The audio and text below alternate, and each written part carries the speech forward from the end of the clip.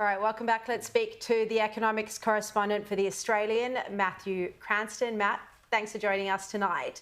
Look, this was a very shocking warning from ratings agency Standard & Poor's this week that we could lose our AAA credit rating because of structural spending, off-budget spending and the debt levels.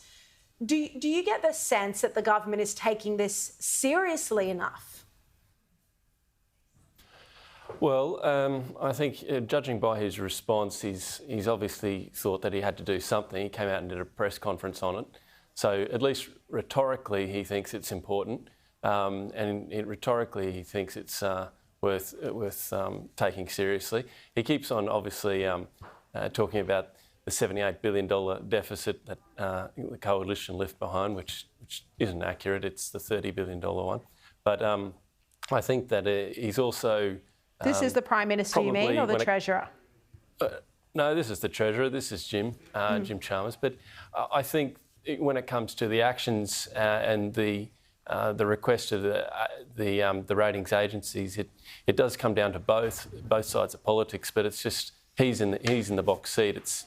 He's the one that's got to think about all these deficits going forward. But the big risk, I think, is that he doesn't take it seriously.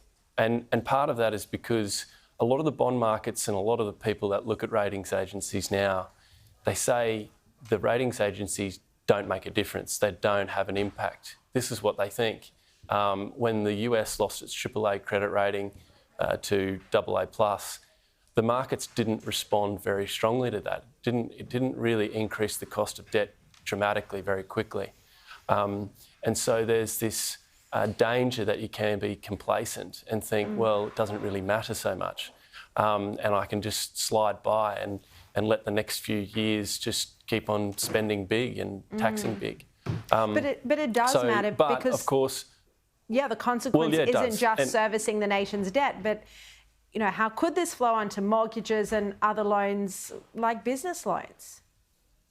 Well, I mean, just take, for example, when a ratings agency isn't on top of things and isn't constantly assessing, the fiscal management of a country or the risk within certain products, such as, credit default swaps during the, which ultimately led to the GFC. This is the subprime crisis. The ratings agencies didn't do anything there, and it blew it all up. But when it comes to debt and sovereign debt, it does trickle down because if you start to reprice the cost of government debt and AAA debt and it comes down, then that flows through because all borrowing costs in Australia and around the world are really based on the risk-free rate, which is government debt, like US Treasuries. And it's the same sort of thing in Australia as well. The risk-free rate sort of thing is what you'd pay for a government bond, and that's what mortgages are priced on. And if that goes up, then your mortgage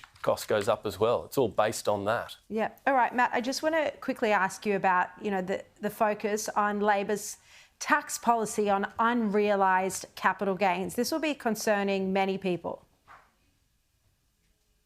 Yeah, well, look, I'm still aghast at because I've come back from being a correspondent in Washington and come back into this environment and seen so little debated about it. People will say, oh, no, we had that debate a few years ago. Why are you bringing it up now? And I'm like, are you serious? Like, this is in the middle of an election campaign. This is the time where you actually have to discuss these policies. People will say, oh, it's not legislated. Well, yeah, of course, but this is the whole point. You discuss it before it gets legislated. But what is it? It's probably one of the most horrendous taxes you can bring in.